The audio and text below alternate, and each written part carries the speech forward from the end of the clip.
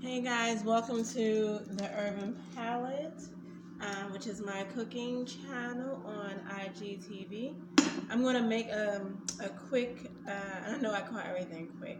I'm going to make a butter steak with herbs and garlic and onions, and I have a little bit of roasted garlic. So my butter steak is right here. I'll show you guys a picture. I haven't seasoned it yet. That's what my butter steak looks like. And in my seasoning blends, I have salt, pepper, oregano, garlic, onions, onion powder, garlic powder, granulated onions and garlic, and black pepper and white pepper, and a little bit of red pepper flake. So I'm going to season my steak. I have my pan on 9. I need it to be really hot just so it can get a real good sear on the butter steak. Season both sides of the butter steak. So while you're doing this, the pan is heating and everything and making sure it's nice and hot. And I have my herbs already pulled out. I'm going to freehand cut the garlic and onions. So my pan is really hot. I'm going to turn it up a little bit more because sometimes putting cold things in your pan can cool it down a little too fast. So I have a couple of tablespoons of olive oil. And I have my butter steak seasoned on both sides.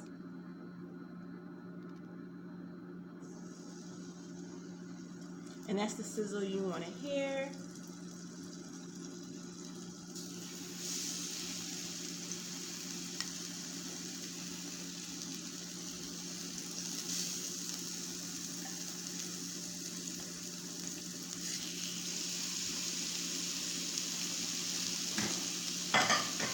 I'm going to give my hands a quick wash.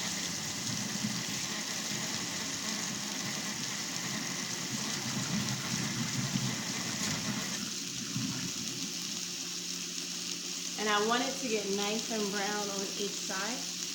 So I want it to go maybe about 4 or 5, maybe 6 minutes depending on your pan.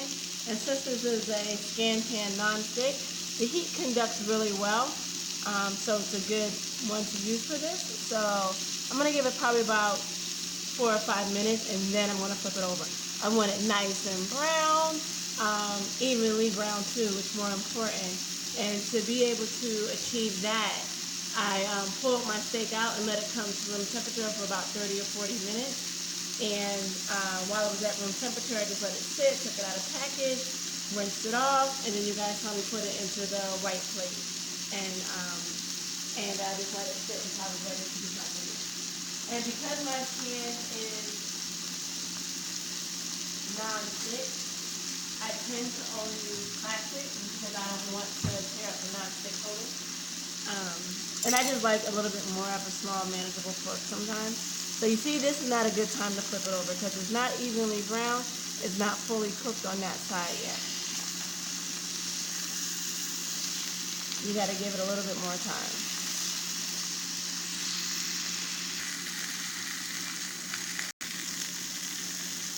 It's been a few minutes, so I'm going to flip it over, and that's what we want to see. Nice and brown. Nice and caramelized. And if you need to add a little bit more oil, you definitely can. I do. You want to add another tablespoon. Now at this stage, I'm going to add my garlic, my onions, and my herbs. I just have a regular white onion.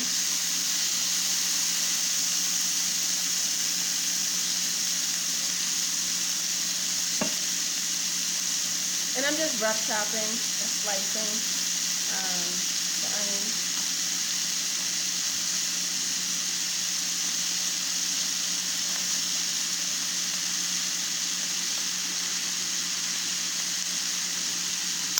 So I have some thyme. That's my thyme. I have some oregano. And I have some marjoram. They look pretty similar, but they're very different in flavor.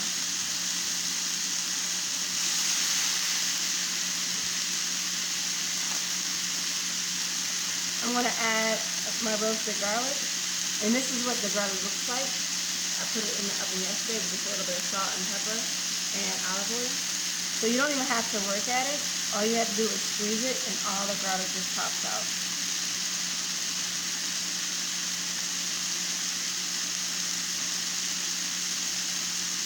And roasted garlic just gives it definitely a different flavor.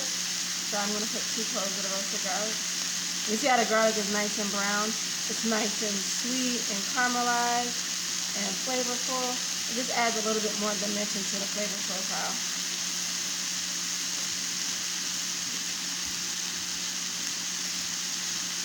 And then I'm going to add 1 clove of fresh garlic.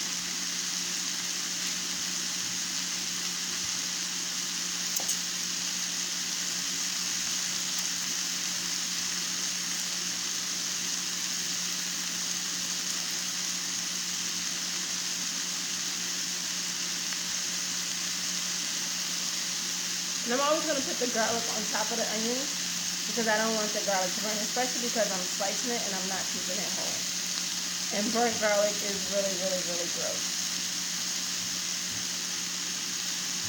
I want to add a little bit more of my seasoning that I used on the steak, so the onions and garlic.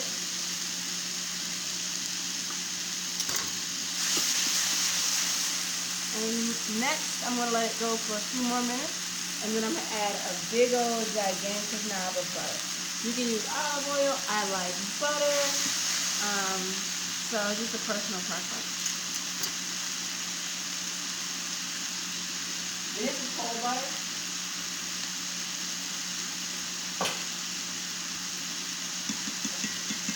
That's maybe about 2 or 3 tablespoons. I'm just going to add it in.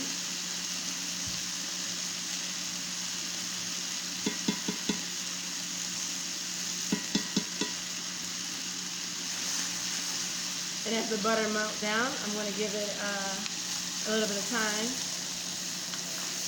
And I have time in it, which is pretty alright. You know, my jokes are pretty funny.